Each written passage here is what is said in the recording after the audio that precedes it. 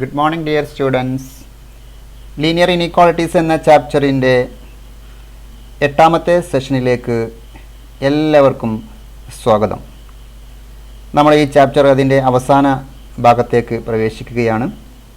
കഴിഞ്ഞ ക്ലാസ്സിൽ നമ്മൾ ഡിസ്കസ് ചെയ്തിരിക്കുന്നത് ഡബിൾ ഇനീക്വാളിറ്റീസിൻ്റെ സൊല്യൂഷൻസ് ആയിരുന്നു.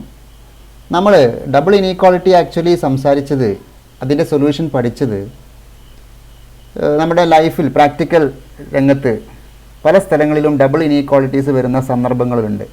ആ സന്ദർഭങ്ങളിൽ നമ്മൾ എങ്ങനെയാണ് അത് സോൾവ് ചെയ്യുക എന്നറിയാൻ വേണ്ടിയിട്ടാണ് നമ്മൾ ആക്ച്വലി അതിൻ്റെ സൊല്യൂഷൻ പഠിച്ചു കഴിഞ്ഞത്. അപ്പം ഡബിൾ ഇനീക്വാളിറ്റീസ് വരുന്ന ചില സന്ദർഭങ്ങൾ ആണ് നിങ്ങളെ പരിചയപ്പെടുത്തുന്നത്. അത് സോൾവ് ചെയ്യാൻ വേണ്ടിയിട്ടാണ് നമ്മൾ യഥാർത്ഥത്തിൽ കഴിഞ്ഞ ക്ലാസ്സിലെ സൊല്യൂഷൻസ് എല്ലാം പഠിച്ചു കഴിഞ്ഞത്. ഓക്കെ, നമുക്ക് വളരെ കുറച്ച് ക്വസ്റ്റ്യൻസ് കൂടെ ചെയ്തിട്ട് ഇന്നത്തെ ക്ലാസ് അവസാനിപ്പിക്കാം. ഓക്കെ, ക്വസ്റ്റ്യൻസ് തുടരുകയാണ്. Next question number 36. You read the question. A solution is to be kept between 68 degree Fahrenheit and 77 degree Fahrenheit. What is the range in temperature in degree Celsius if the conversion formula is given by F is equal to 9/5 C plus 32? ഇവിടെ F കൊണ്ട് ഉദ്ദേശിച്ചത് degree ഫാരൻഹീറ്റും C കൊണ്ട് ഉദ്ദേശിച്ചത് സെൽഷ്യസുമാണ്. Temperature measure ചെയ്യാനുള്ള രണ്ട് മെഷേഴ്സാണ്, രണ്ട് യൂണിറ്റ്സാണ് യഥാർത്ഥത്തിൽ degree സെൽഷ്യസും degree ഫാരൻഹീറ്റും. ഒരു മെഷറും കൂടെ ഉണ്ട്, ഒരു യൂണിറ്റും കൂടെ ഉണ്ട്, കെൽവിൻ. നമ്മൾ ഈ സന്ദർഭത്തിൽ അത് പ്രത്യേകം പറയുന്നില്ല. സാധാരണ യൂസ് ചെയ്യുന്ന 3 യൂണിറ്റ്സാണ് degree Celsius, degree Fahrenheit and kelvin.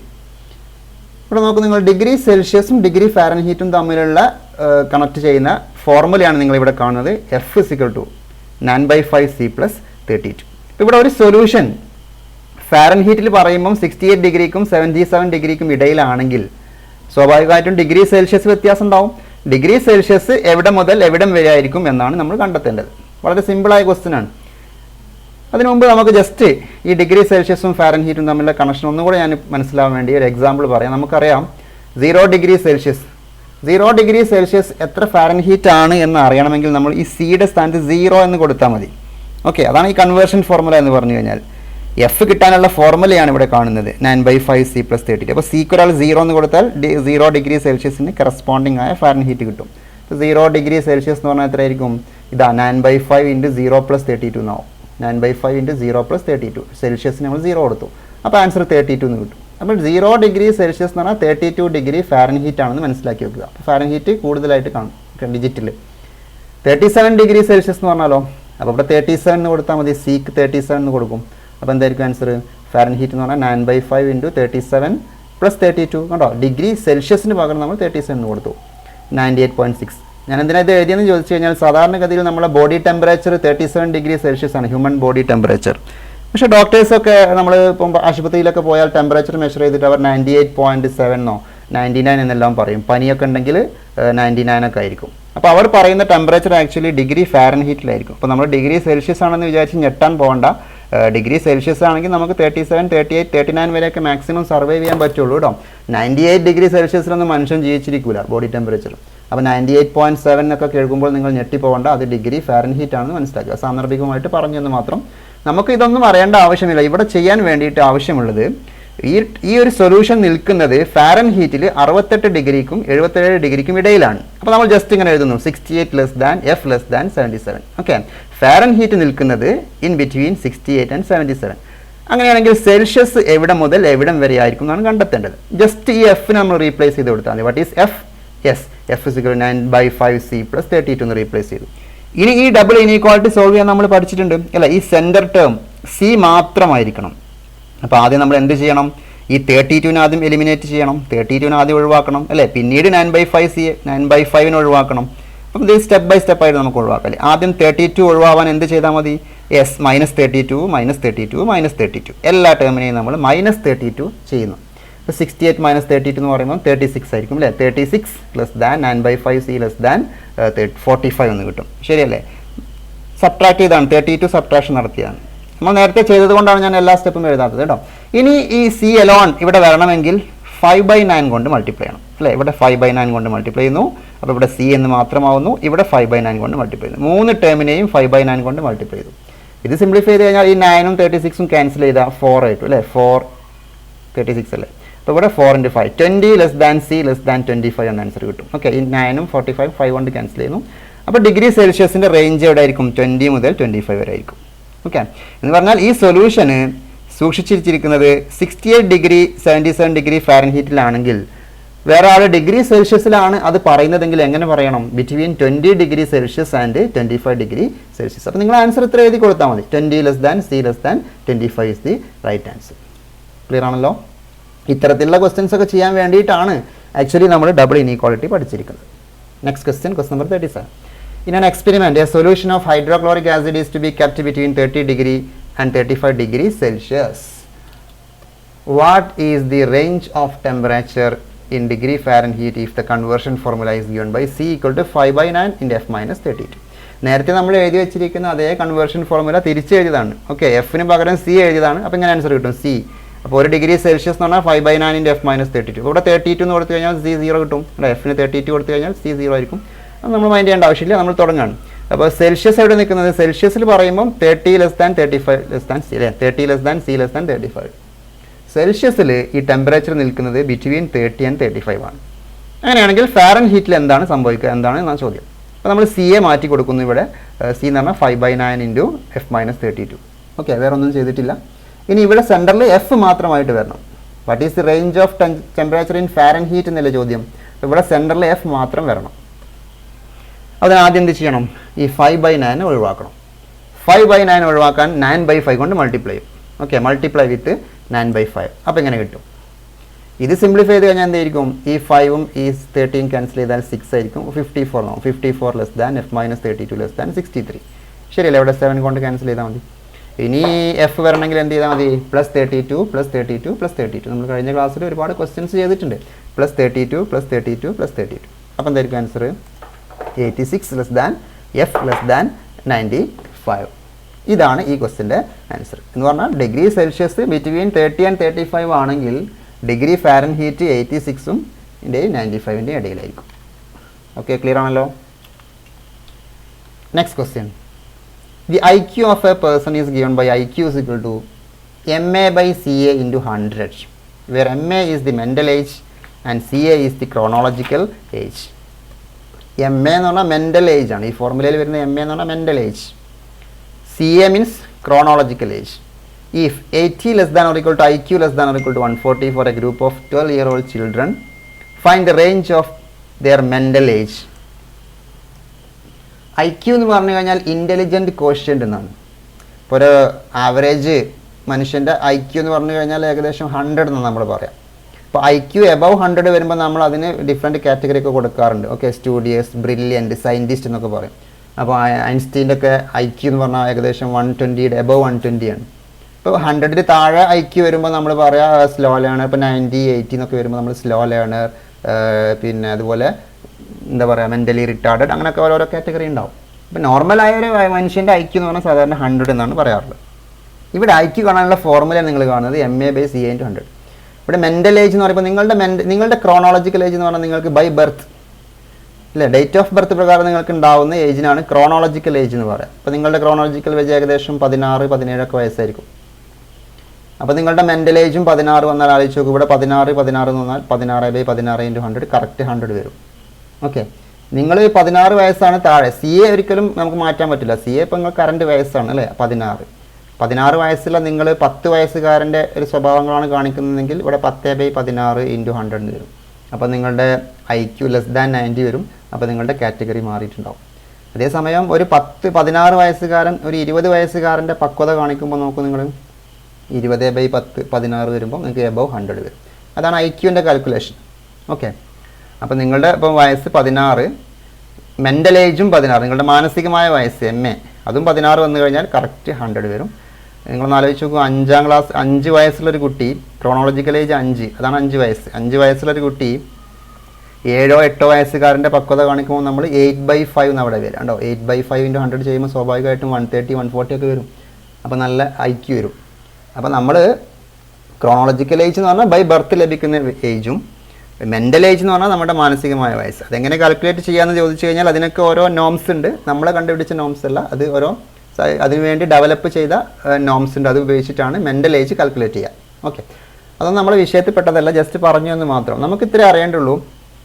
ഒരു ഗ്രൂപ്പ് ഓഫ് സ്റ്റുഡൻസിൻ്റെ IQ ബിറ്റ്വീൻ 80 and 140 ആണെങ്കിൽ അവരുടെ മെൻ്റൽ ഏജ് എന്താണെന്ന് ചോദിച്ചു. ഇപ്പോൾ ഈ 12 എന്ന് പറഞ്ഞാൽ എന്താ? ക്രോണോളജിക്കൽ ഏജ് ആണ്. 12 year old ചിൽഡ്രൻ എന്നല്ലേ പറഞ്ഞത്. ജസ്റ്റ് നമ്മൾ ഇവിടുന്ന് തുടങ്ങിയാൽ മതി. 80 ലെസ് ദാൻ, നോക്കൂ, 80 less than IQ less than 140 എന്ന് ക്വസ്റ്റ്യനിൽ പറഞ്ഞിട്ടുണ്ട്. ഇനി IQ കാണാനുള്ള ഫോർമുല ഇവിടെ തന്നിട്ടുണ്ടല്ലോ, ജസ്റ്റ് റീപ്ലേസ് ചെയ്താൽ മതി. 80 less than = MA/CA × 100 less than = 140. ഇതിൽ MA ആണ് നമ്മൾ ചോദിച്ചിരിക്കുന്നത്, mental age. Range of mental age എന്ന് പറഞ്ഞാൽ മെൻ്റൽ ഏജ് മാത്രം ഇവിടെ കണ്ടെത്തണം. ക്രോണോളജിക്കൽ ഏജ് തന്നിട്ടുണ്ട്, ഇവിടെ 12 എന്ന് എഴുതും. ഓക്കെ, CAക്ക് പകരം എന്ത് എഴുതും? 12 എന്ന് ഇവിടെ തന്നിട്ടുണ്ട്. അപ്പോൾ എന്താ? 80 less than = MA/12 × 100 less than = 140. ഇനി റേഞ്ച് ഓഫ് മെൻ്റൽ ഏജ് എന്ന് പറഞ്ഞാൽ ഇവിടെ MA മാത്രമായിരിക്കണം. അപ്പോൾ നമ്മൾ ഈ 100 ഒഴിവാക്കണം, 12ഉം ഇവിടുന്ന് ഒഴിവാക്കണം അല്ലേ? 100ഉം 12ഉം ഒഴിവാക്കാൻ നമ്മൾ 12/100 കൊണ്ട് മൾട്ടിപ്ലൈ ചെയ്താൽ പോരെ? 12/100, ഇവിടെ ഉള്ളത് 100/12 ആണ്. അപ്പോൾ നമ്മൾ 12/100 കൊണ്ട് മൾട്ടിപ്ലൈ ചെയ്യുന്നു. 80 × 12/100 less than = MA less than = 140 × 12/100. Clear ആണല്ലോ? അപ്പോൾ ഇത് 0 ക്യാൻസൽ ചെയ്തു. വീണ്ടും ഇവിടെ ഒരു 0 ക്യാൻസൽ ചെയ്തു, ഇവിടെയും 0 ക്യാൻസൽ ചെയ്തു. അപ്പോൾ 8 ആയി. ഇവിടെ 140 140. വീണ്ടും 8 × 12 എന്ന് പറഞ്ഞാൽ 96 ആണ്. 96/10 less than = MA less than = 160/10. ഇതൊക്കെ നിങ്ങൾക്ക് ചെയ്താൽ കാൽക്കുലേഷൻ ചെയ്താൽ കിട്ടും. ഇത് 9.6 less than = MA less than = 16. അപ്പം ഇവിടെ മെൻ്റൽ ഏജ് 9.6ൻ്റെയും 16.8ൻ്റെയും ഇടയിലായിരിക്കും എന്നാണ് പറഞ്ഞത്. അതായത് IQ 80നും 140നും ഇടയിലാണെങ്കിൽ അവരുടെ മെൻ്റൽ ഏജ് സ്വാഭാവികമായിട്ടും 12 വയസ്സുള്ള കുട്ടികളാണെങ്കിൽ അവരുടെ മെൻ്റൽ ഏജ് 9.6ൻ്റെയും 16.8ൻ്റെയും ഇടയിലായിരിക്കുമെന്നാണ് പറഞ്ഞതിൻ്റെ അർത്ഥം. അപ്പോൾ ഞാൻ നേരത്തെ ഇത് വിശദീകരിച്ച കാര്യങ്ങളൊന്നും നിങ്ങൾ മനസ്സിലാക്കി വെക്കേണ്ട ആവശ്യമില്ല, സാന്ദർഭികമായിട്ട് പറഞ്ഞു എന്ന് മാത്രം. നിങ്ങൾ ഈ ഫോർമുല ഇവിടെ ജസ്റ്റ് അപ്ലൈ ചെയ്യുന്നു. ഇവിടെ 12 എന്ന് പറഞ്ഞാൽ ക്രോണോളജിക്കൽ ഏജ് ആണെന്ന് മനസ്സിലാക്കി വെക്കുക. അതായത് ബൈ ബർത്ത് നമുക്ക് ലഭിക്കുന്ന വയസ്സാണ് ക്രോണോളജിക്കൽ ഏജ്. ഓക്കെ, MA എന്ന് പറഞ്ഞാൽ മെൻ്റൽ ഏജ്. ശരി, ഇനി നമുക്ക് 2 ക്വസ്റ്റ്യൻസ്, 2 സ്പെഷ്യൽ ചോദ്യങ്ങളാണ് ഇവിടെ ചെയ്യുന്നത്. പരീക്ഷയ്ക്ക് ചോദിക്കാൻ സാധ്യതയുള്ള 2 ചോദ്യങ്ങളാണ്, നന്നായി ശ്രദ്ധിക്കുക കേട്ടോ. Question number 39. ഇവിടെ ഒരു ഗ്രാഫ് ക്വസ്റ്റ്യനിൽ തന്നിട്ടുണ്ട്. ഒരു ഷെയ്ഡഡ് റീജിയൻ ആണ് തന്നിരിക്കുന്നത്. ഈ ഷെയ്ഡഡ് റീജിയൻ നോക്കിയിട്ട് right the inequalities representing the shaded region എന്നാണ്. നമുക്കറിയാം ഇവിടെ 4 ബൗണ്ടറീസ് ഉണ്ട് ഇവിടെ അല്ലേ? First upper boundary, lower boundary, left and right. ഈ 4 ബൗണ്ടറിക്ക് അകത്താണ് ഷെയ്ഡ് ചെയ്തിരിക്കുന്നത്. അപ്പോൾ ഈ 4 ബൗണ്ടറീസ് നമ്മൾ കണ്ടെത്തിയിട്ട് അതിന് ഇനീക്വാളിറ്റീസ് കൊടുക്കണം. നോക്കൂ, നിങ്ങളിവിടെ ഈ റൈറ്റ് മോസ്റ്റ് ലൈൻ എന്ന് പറഞ്ഞു കഴിഞ്ഞാൽ നമുക്കറിയാം 4ലൂടെ കടന്നു പോകുന്ന വെർട്ടിക്കൽ ലൈനാണ്. അപ്പോൾ ഇതെന്തായിരിക്കും? ഇത് x = 4 ആയിരിക്കും. ശരിയല്ലേ? ഇതെന്തായിരിക്കും? -4ലൂടെ കടന്നു പോകുന്ന രണ്ടാമത്തെ ലൈൻ അല്ലേ? നമുക്ക് പേര് കൊടുക്കാം. പിന്നെ ലോവറിലൊരു ലൈൻ ഉണ്ട്, ഇത് -3ലൂടെ കടന്നു പോകുന്ന ഒരു ഹൊറിസോണ്ടൽ ലൈൻ, 3ലൂടെ പാസ് ചെയ്യുന്ന മറ്റൊരു ഹൊറിസോണ്ടൽ ലൈൻ. ഓരോന്നിനും നമുക്ക് പേര് കൊടുക്കാം. ഈ റൈറ്റിൽ കാണുന്നത് എന്തായിരിക്കും? x = 4. ശരിയല്ലേ? അപ്പോൾ ഇതെന്തായിരിക്കും? x = -4. ഇനി ഇതെന്തായിരിക്കും? y = 3 അല്ലേ? നമ്മൾ പഠിച്ചിട്ടുണ്ട് ഹൊറിസോണ്ടൽ ലൈൻ എന്ന് പറഞ്ഞാൽ y = 3. അപ്പോൾ ഇതെന്തായിരിക്കും? y = -3. ഇനി x = 4ൻ്റെ ലെഫ്റ്റിലേക്കാണ് ഷെയ്ഡ് ചെയ്ത് എന്ന് പറഞ്ഞാൽ 4നേക്കാൾ ചെറുത് എന്നാണ്. അപ്പോൾ ഒന്നാമത്തെ ഇനീക്വാളിറ്റി എന്തായിരിക്കും? x less than or equal to 4. ശരിയല്ലേ? 4 4ൽ കുറവോ അതാണ് less than or equal to 4. പക്ഷേ ഈ ലൈൻ നോക്കൂ, x = -4ൻ്റെ റൈറ്റ് സൈഡിലേക്കല്ലേ? അപ്പോൾ greater than or equal to 4 എന്നായിരിക്കും. Greater than or equal to -4. അപ്പോൾ ഈ ലെഫ്റ്റും റൈറ്റും ക്ലിയർ ആയി. ഇനി y = 3യുടെ അപ്പർ പാർട്ടാണോ ലോവർ പാർട്ടാണോ നോക്കൂ? യെസ്, ലോവർ പാർട്ടാണ്. അപ്പോൾ less than or equal to 3 ആയിരിക്കും. y less than or equal to 3. അതേസമയം ഈ ലോവർ ലൈൻ അല്ലേ, y = -3ൻ്റെ അപ്പർ സൈഡിലേക്കാണ്. അപ്പോൾ ഗ്രേറ്റർ ദാൻ കൊടുക്കണം, y greater than or equal to. ഈ 4 ഇനീക്വാളിറ്റി ചേർന്നതാണ് നിങ്ങൾ ഇവിടെ കാണുന്ന ഷെയ്ഡഡ് റീജിയൻ. ഓക്കെ, അപ്പോൾ ലെഫ്റ്റിലേക്കാവുമ്പോൾ less than or equal to, റൈറ്റിലേക്കാവുമ്പോൾ greater than or equal to. പിന്നെ ഈ ഹൊറിസോണ്ടൽ ലൈനിൻ്റെ താഴോട്ട് വരുമ്പോൾ less than or equal to, അതുപോലെ മേലോട്ട് വരുമ്പോൾ greater than or equal to. വളരെ സിമ്പിൾ ആയിട്ടുള്ള ഇനീക്വാളിറ്റീസ് ആണ്. ഇതിങ്ങനെ തന്നെ എഴുതി വെക്കുക പരീക്ഷയ്ക്ക് ചോദിച്ചാൽ. ഓക്കെ, ഒരു ക്വസ്റ്റ്യനും കൂടെ. Write the inequalities representing the shaded region. ഇവിടെ ഈ ലൈൻസിൻ്റെ ഇക്വേഷൻ കാണാനുള്ള ഫോർമുല നിങ്ങൾ സ്ട്രെയിറ്റ് ലൈൻസ് എന്നുള്ള ചാപ്റ്ററിലാണ് പഠിക്കുക. പക്ഷേ ഞാനിവിടെ ക്വസ്റ്റ്യൻ്റെ ഇക്വേഷൻസ് തരാം. തന്നു കഴിഞ്ഞാൽ നിങ്ങൾ ആൻസർ എങ്ങനെ എഴുതും നോക്കാം. അപ്പോൾ നോക്കാം, ഒന്നാമത്തെ ലൈൻ നിങ്ങൾക്ക് പരിചയമുണ്ട്, y = x. എല്ലാവർക്കും പരിചയമുള്ള ലൈനാണ് y = x, ഐഡൻറ്റിറ്റി ഫംഗ്ഷൻ. ഈ റെഡ് ലൈൻ ഞാൻ x + y = 1 കൊടുത്തിട്ടുണ്ട് കേട്ടോ. x + y = 1. Blue line x + 2y = 10.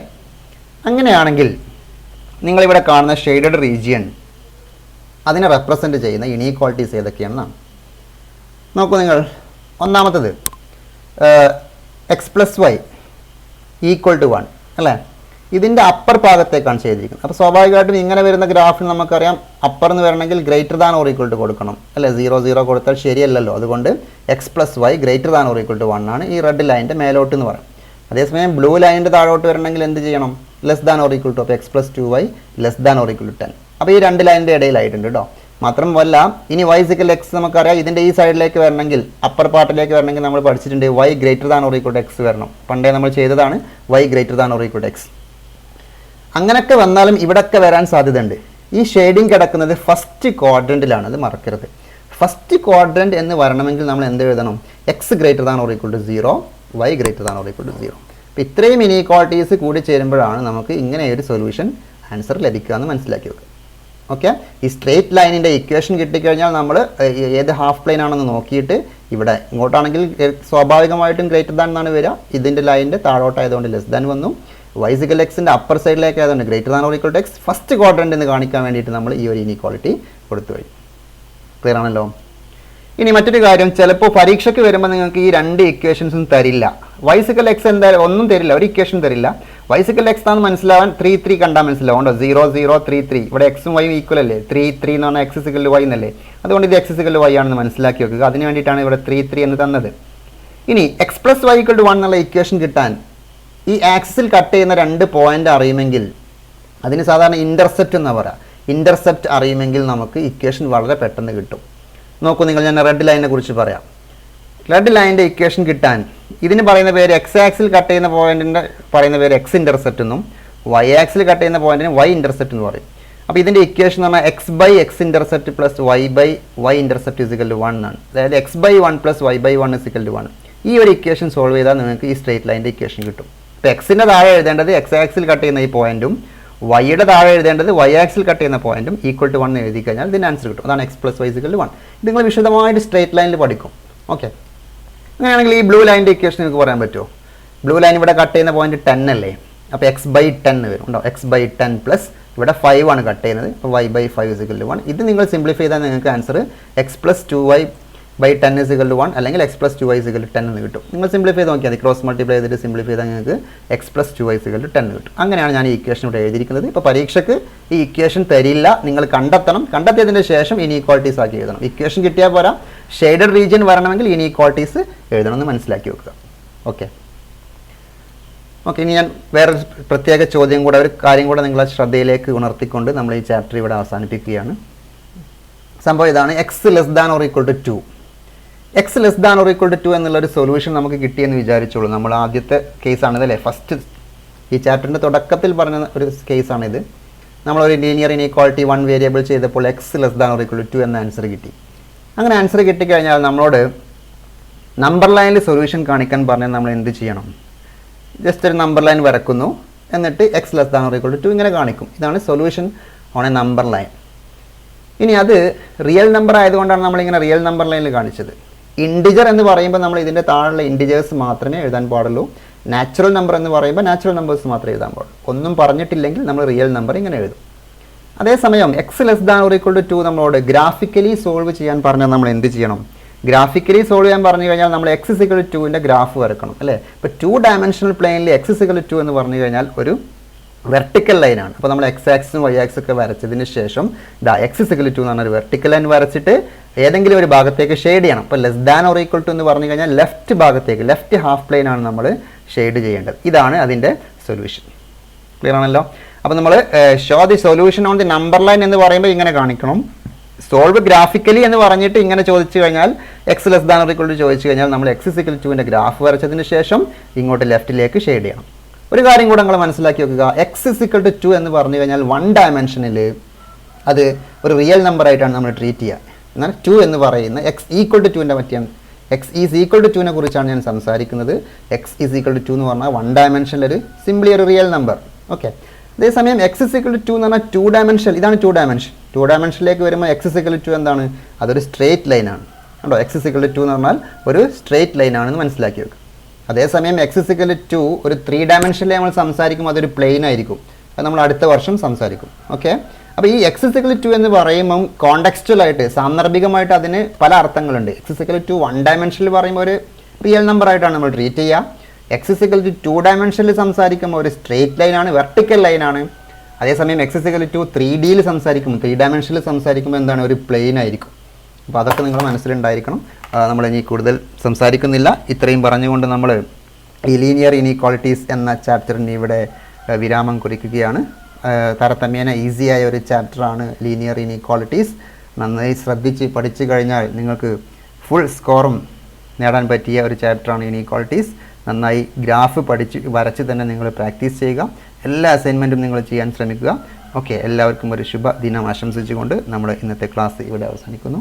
Okay, thank you one and all.